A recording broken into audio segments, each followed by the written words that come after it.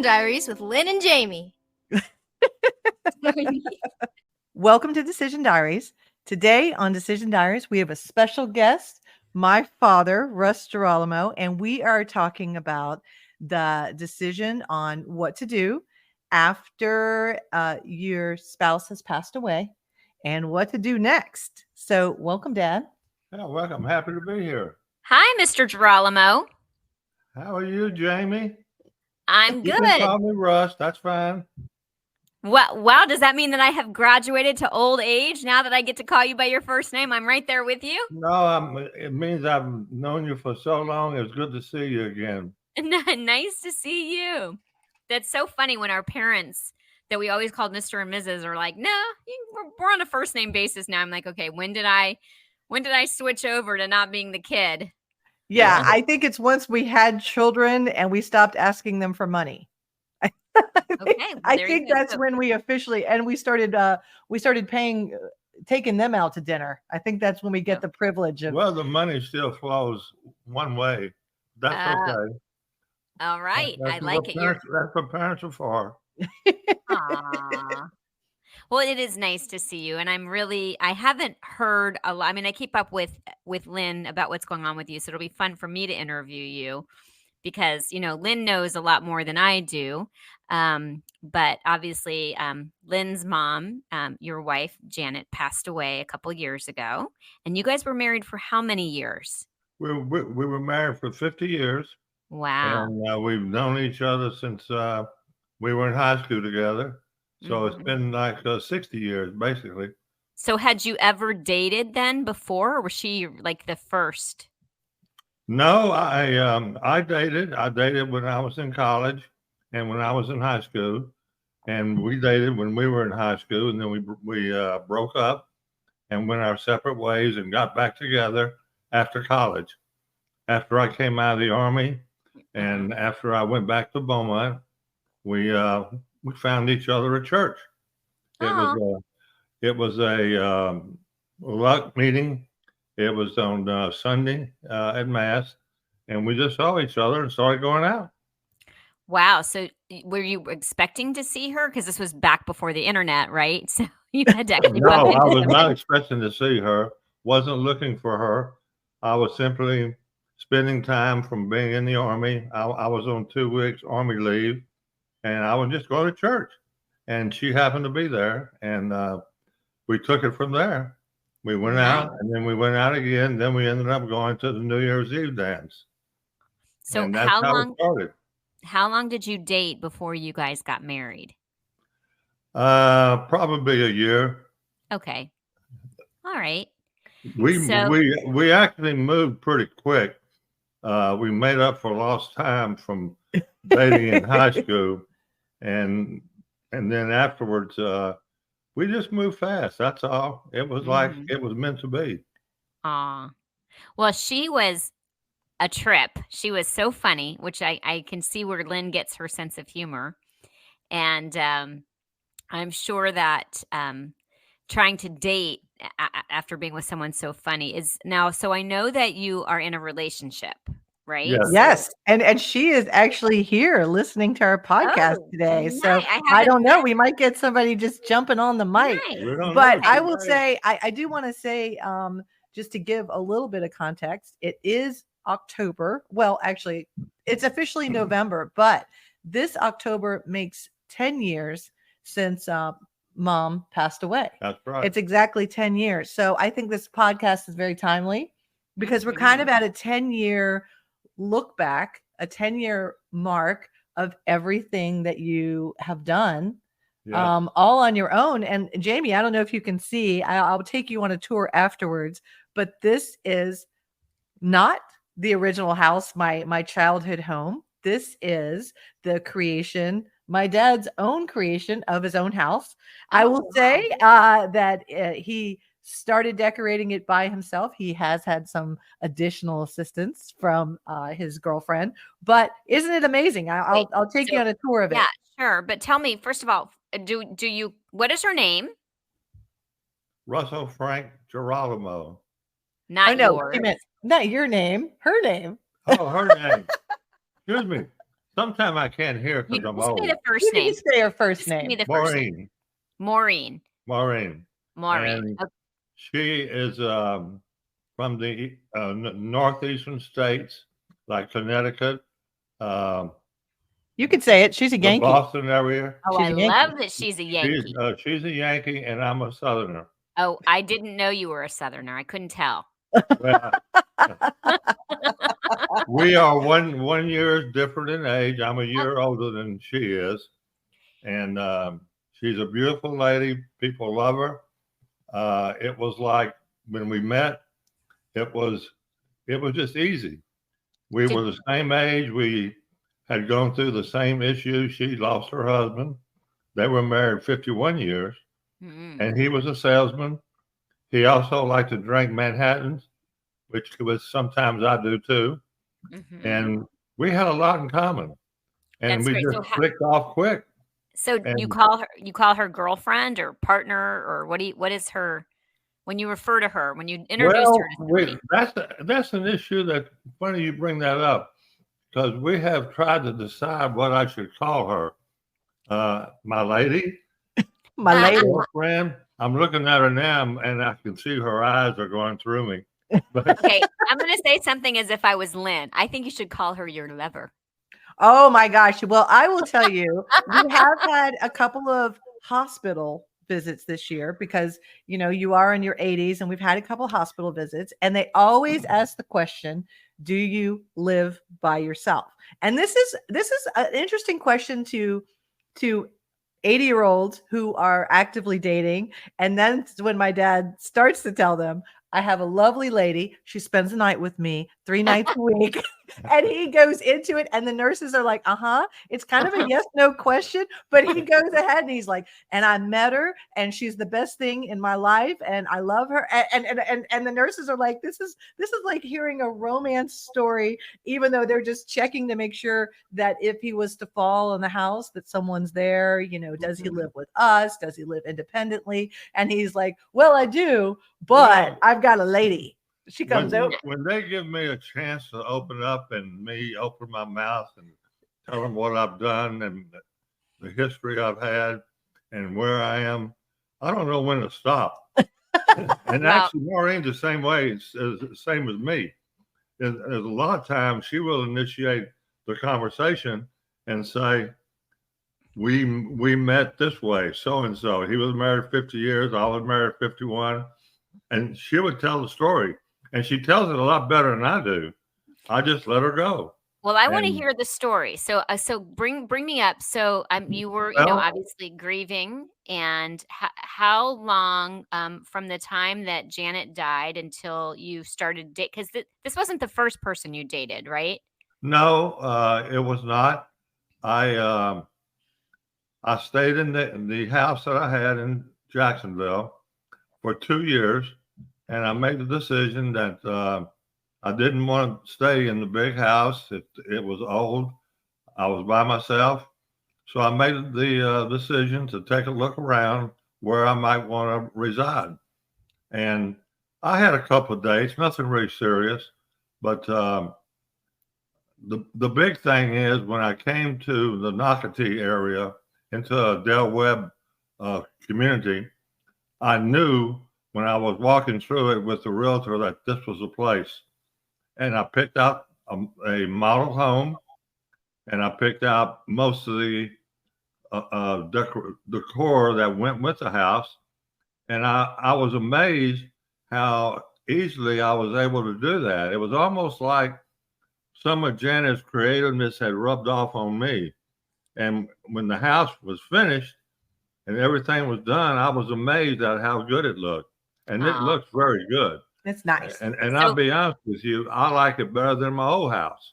Well, that's awesome. So for people who don't know, because I know Del Webb, those are 55 and over communities, active living, right? So it's not a senior community, but you've got to be I don't think 55 is a senior, but you have to be 55. Yeah, I would say 55 is not a senior. Yeah. But you know what I think what I was amazed at is you came down here by yourself, and he took a look around, and you knew what you wanted. You knew you wanted, he's a very active person. And so he wanted a lot of activities. He wanted to be independent. You've always lived by water. So he picked a lot that has a beautiful lake behind it and has nature preserves behind it, because you've always had that. All of our houses have had some sort of water feature wherever we've lived. And then again, you built it, which, you built our other homes as well. And as soon as he came back with the brochure, he is a planner and an executor. We knew it was going to move fast, that we were going to move fast. He went ahead and put your money down. You bought the lot. I think you did it all within 2 weeks after making the decision. So he's a very decisive person. So once you made that decision, there was a lot to do, Jamie. You remember that my mom had a lot of knickknacks in that house. I remember. Easily, I think we discovered that she had something along the lines of maybe 10 different place settings. Yeah. We were finding place settings like in like the bathroom closet that she used for certain parties. So, there was a lot of stuff. And it was like 5,000 square feet. Yeah. We had 2 garage sales. I had 2 estate sales. So I got rid of a lot of stuff. How did you decide what you were going to keep? Did Lynn tell you what it is that I do for a living out here in California? Yeah. Yes, you did. Well, go ahead and explain it to him, because I don't think I've done a good job. So we help somebody when they are, we call it right sizing their life, when they're, most of the people we help are seniors, but we'll help anybody. But when they're doing exactly what you did, we help them figure out exactly what they're going to take with them. We help them make those decisions. We coordinate the move for them, and then we pack everything, we unpack, put it away, and then we handle everything that you've left in the house. So you don't have to do the garage sales, and we just take care of all of it. So, and you actually hang up all the paintings. Now, my dad had my sister who hung up all the artwork. And then there was one particular piece of artwork that was very large. And so we knew that wasn't going to fit. And that was, it was a painting by somebody who was Henry von Gink. Henry von Gink, that my mom had commissioned, and it was Queens Harbor's what golf hole was that? It was a signature golf hole. It was a par 3, number 12. It was the signature hole for that country club. It was a beautiful painting. It was just very, very large. It was big. It was like 6 feet. It would have just taken up one of his walls. So you kept that painting? No, you sold it. No, I sold the painting. Because you know what? I always tell people, did you just keep what you loved and kind of like let go of the guilt? Well, now that I look back, I could have used it. I have a place that I could have put it on the wall. And I sort of wish I did have it, because I used to play the golf course all the time. And I was a member. And I was sorry that I let it go. That's the only thing I was sorry about, that I did not keep that painting. Everything else worked out great. Awesome. I kept what I wanted to keep. And I think what you do with your company, I think you have found something good and you could perform a service. However, I wouldn't use it because I have a lot of Texas in me. And I'm going to do it my way on this project. For some reason, I took this as being something that I personally did. My other house was a huge house, and it was dedicated to the Nines, but it was all my wife. It was all Janet. It wasn't me. You also have the physical capacity, at your age that a lot of people don't have. So, mention that, because if you had not had that physical capacity, I don't care how stubborn you are, you couldn't have done it. Right. No, Yeah. Physically, I'm good. Yeah. I'm okay. I've had a few little issues, but I'm not falling down. I'm not. I don't have issues. But you've been here. You've been here how long now? You've been here. It'll be what? 8 years? 8 years. Wow. Okay, so he's been here 8 years. So that was 8 years ago. And like I said, my sister did some of the packing. She put the nails up on the wall, and she did kind of, like I said, the service, Jamie, that your team does.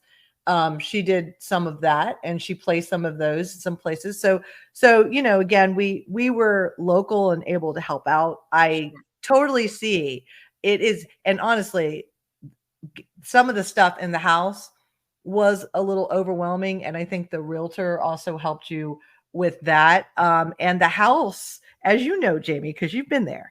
So anyone who knows my mom knows that she glued pieces of cloth to the wall, as like it wasn't wallpaper, it was literally fabric that was glued to the wall. So, the person listing the house, real estate agent, was like, you need to kind of make this house a little less Janet and a little more resellable. So remember, we had to go through that where we had to kind of pull things back off the wall, take away the 3 layers of curtains, and he doesn't want curtains, and you don't have any curtains here. No, you let the light in. He lets the light in. Yeah. So let's go back to present day. So tell me the story.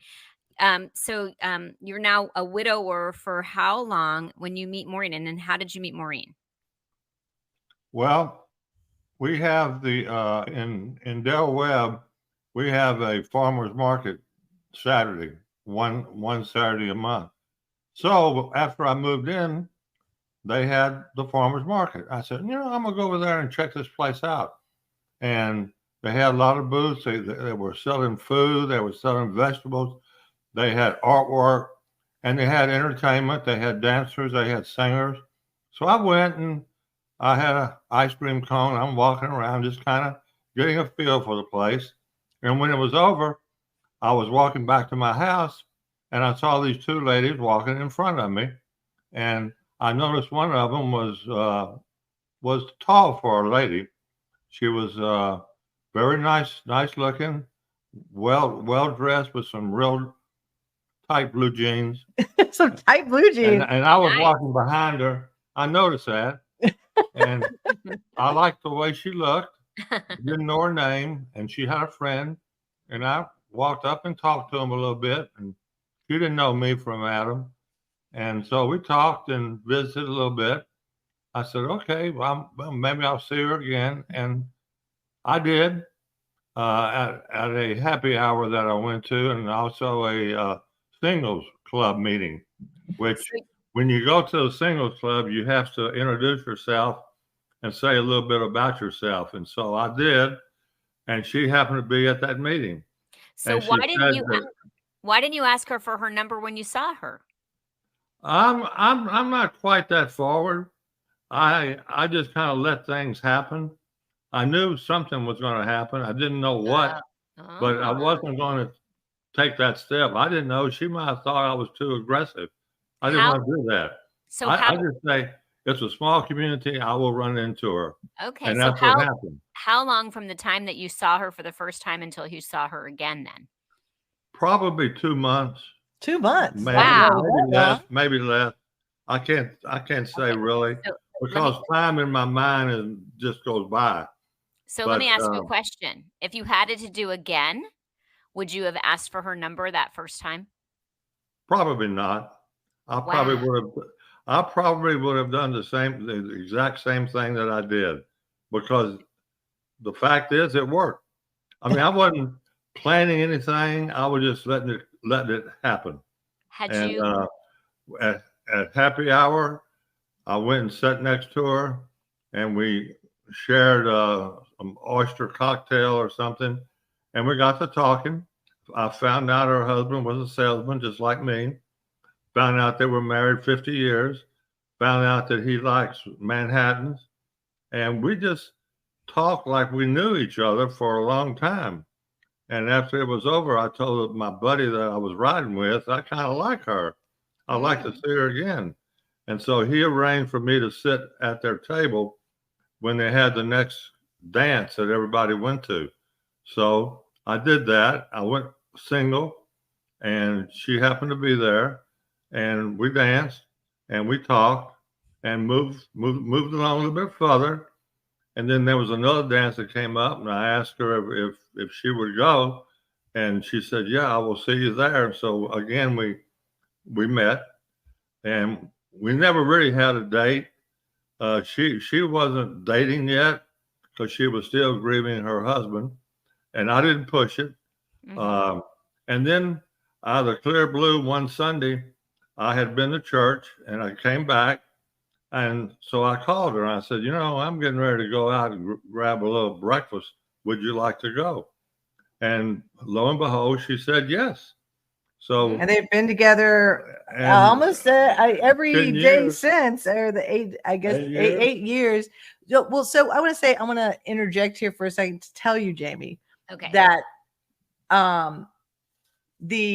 this generation enjoys dancing together. And so, the dancing, and can we say that Maureen was on American Bandstand as a dancer?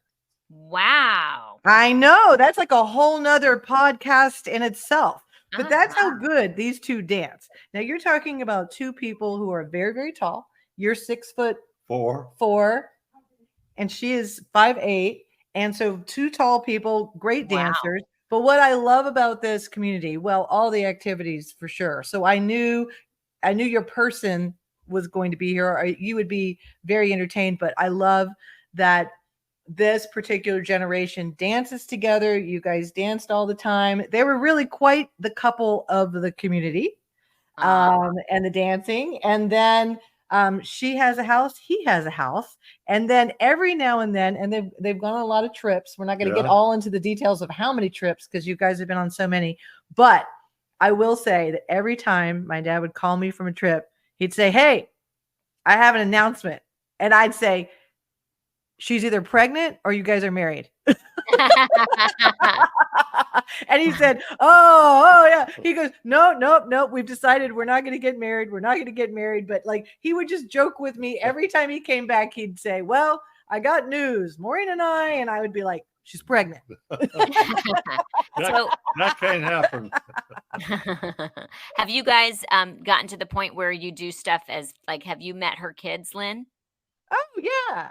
I mean, we've holidays? done. She has some children here that live kind of in the community, and my dad's had a party over here where all the grandkids were here, and her children were here, and so it's great. I think I don't know what I thank my lucky stars. Really, I really was very fortunate that that my dad met someone so nice, and that they're so compatible, completely different, than my mom and my dad's relationship, in a good way. Both relationships actually really healthy and very good, and good for you.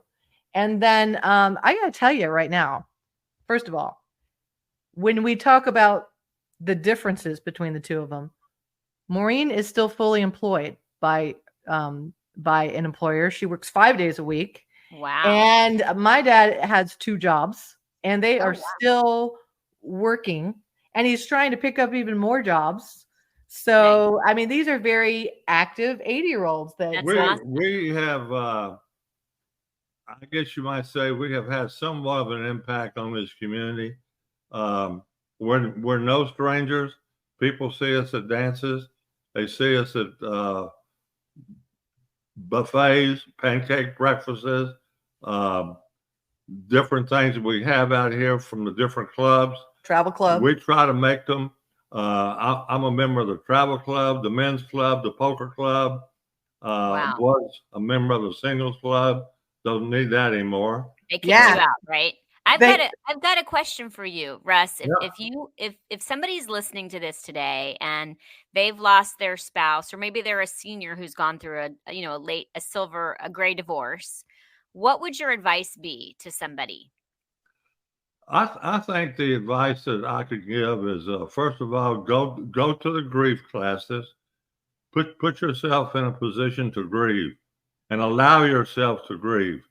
Allow yourself to be hurt. Cry when you need to cry.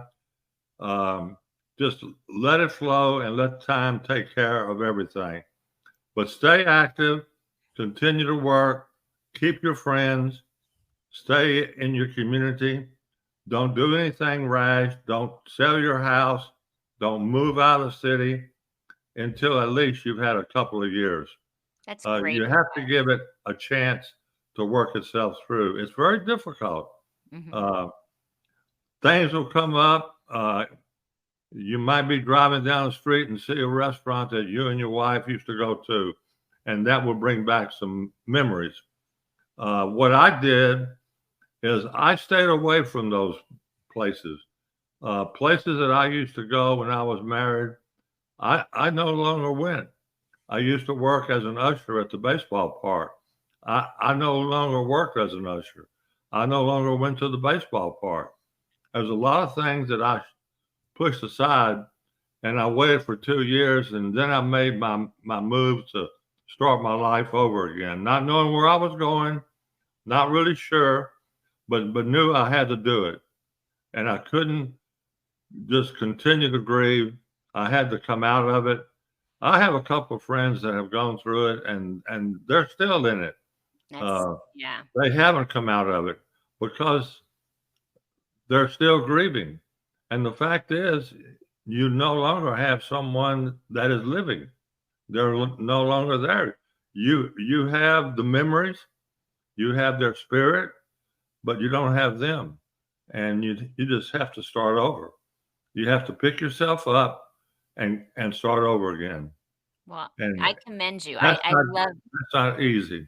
I love this big Italian man talking about grieving and crying and letting it out. That's awesome, Russ. I have another question for you. Okay. So, Yeah. as you know, I'm divorced. So, I reconnected with a past love from when I was 20, about 5 years ago. And it was funny. I was telling Lynn, I would look at him and I would see him as if I was still in my 20s, like the way that he looked to me when I was in my 20s, you know? Right. And I'm not in my 20s, right? At this point, I'm Right. in my 40s.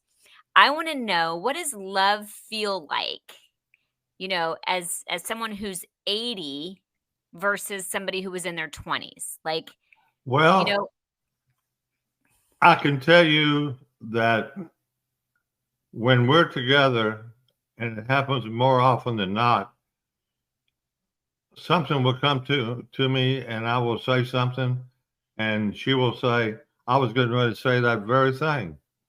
Or we will be looking at something and we will see what we're looking at. We will see it the same way and describe it the same way. We like to have a glass of wine every now and then, but we're not heavy drinkers. We know that we need to watch our health. So we're in lockstep together and keeping ourselves healthy, keeping ourselves thinking young, and keeping ourselves as independent people. We're not influenced by other people. We are who we are, and I'm really proud of that. I like being an individual, and I love being with Maureen. We're the perfect couple. We go good together. We look good together. We act good together. What can I say? I mean, yeah. Oh no, people it's been. recognize us. I mean, they just do. I tell you, it's just it's inspiring. It's I couldn't, like, I don't know. I'm always overwhelmed. I couldn't have asked for a better outcome. I can't imagine if you were just in this house and didn't have that companionship. And then as you're getting older, and some health issues have happened, and I have been in Jacksonville downtown, and I get this urgent call. I know that I can call Maureen, who is right around the corner from my dad. She can get there if she's not already there. And then we work together as a group to make sure everybody's okay, and that includes her in that group. So we've got these two villages, making sure that our loved ones are happy. Now, this past year, a lot of talk about moving into an assisted living facility, and so this kind of conversation got pretty deep, Jamie. I mean, every conversation you called me, he would say, "Hey, how's your day?" And I'm thinking about moving out of the house and moving into okay, assisted first of all, living. can I, as someone that works in the senior space, Mhm. you probably want to start off in independent living, which is, not, you don't have anybody coming in, with an option of having assisted living in that community, so you don't have to move. But you Right. don't, and also it's not a facility, it's a community. So Oh, a community. So Yeah. the facility it's when it's memory care or it's skilled nursing, but I'm like, he doesn't belong in a facility. You might belong in a facility, but he doesn't. well, no. So sorry, I described it wrong. It is kind of like independent. I want to say independent So senior apartments, living. Okay. condos, right? yeah. But it's Okay. it's Yeah, and I don't want to go to that conversation. That's a whole other conversation. no, but I want to let you know that they started going there, and then now we've reversed, and now it's the goal now is to stay in the house as long as possible because the house is the right size. All we're planning on doing in the future, the next couple of months probably, is getting our name on the list. So when something comes open, they'll call us and say, this is open. Would you like to come look at it or whatever? And you have the option of moving there. And if you don't have your name on a list, you're pushed way down the line, Right. and it'll be a while before you can get in. But you're not Neither planning one of on- us want to go there. Sure. Trust me, we don't want to go. But you're not planning on living together, right, Russ? Well, yeah, we are. They are. Well, Yeah, then we Lynn's are. not gonna be able to come in. That's right. I'm not gonna be able to cross the threshold because when we were living together, you couldn't cross the threshold. You guys are gonna have to get married. You got to get engaged or something. Well, We can make exceptions. We got to make an exception for you. we're going to I stay in our stumped him. houses as long as stumped we him. can. You did. He doesn't. Yeah, he doesn't. He barely recalls that. But I will. Obviously, if you have listened to our other podcast called deciding to move in together, you were the topic of conversation where you would stay downstairs and you would beep. You would honk and I would come downstairs because you wouldn't come upstairs to our apartment until we were married. So we've made the exception because they get grandfathered in, Jamie. That's the deal. They get grandfathered in. But we can talk about all the the job. I don't think people are like, oh, I can't wait to quit my job. But really, the jobs that you guys have really keep you mentally active and feeling purpose and feeling appreciated. And, you guys are both good at what you do. I mean, sales and everything. You have to understand that when I was married, my wife had a talent as a decorator, and she had a talent to get people around her, and people liked her. They liked her personality and so forth. But she did not work, and which was fine. I didn't ask her to work. She did not totally know exactly what I did, but she knew enough that I was in sales. Maureen, on the other hand, was in business owned by she and her husband, and it was a big business. And she ran the business. And when her husband became ill and got sick with Parkinson's, she ran the company. And then eventually, when he got worse, they were going to close the company. She was the one that closed everything down and had to do all the paperwork and everything that needed to be done. So they were entirely opposite. So when I work in business right now, whatever I do, like I work at the Marriott, I do volunteer work at the TPC, whatever, I stay active. She's also active. And she can work probably into her 80s if she chooses to. These people that she worked for love her. And she does a great job. And when you're with someone like that, it's great because you can talk to her about investments, about stocks, about IRAs, about SEP accounts, and she knows all that. Whereas Janet did not. Right. Yeah. Well, I mean, it's a big difference. But so let's talk about. So we're just going to wrap up a little bit with all the advice here. Some top points. Right. First of all, first year, second year, pretty tough. First year, from a daughter's perspective, You need to lean in, keep your parent busy. I, joined bowling, did bowling with you, brought the grandchildren over. It was great that I lived in town and I was able to do that, kind of get you through to that next step, the grieving that you talked about.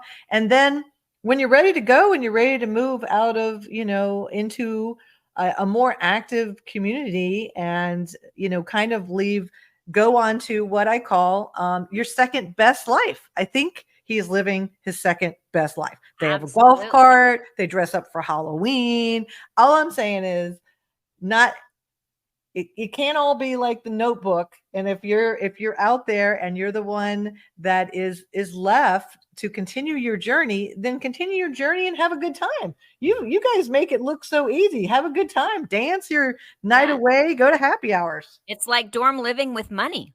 Oh my gosh, yes. Yeah, everybody has money, which is kind of nice, And and then you can just veg out on the couch with somebody. That's all you need. Oh, and there are some pharmaceutical things. I'm just gonna put it out there. There are some pharmaceutical things that have helped this community enjoy themselves. Yeah. Yeah.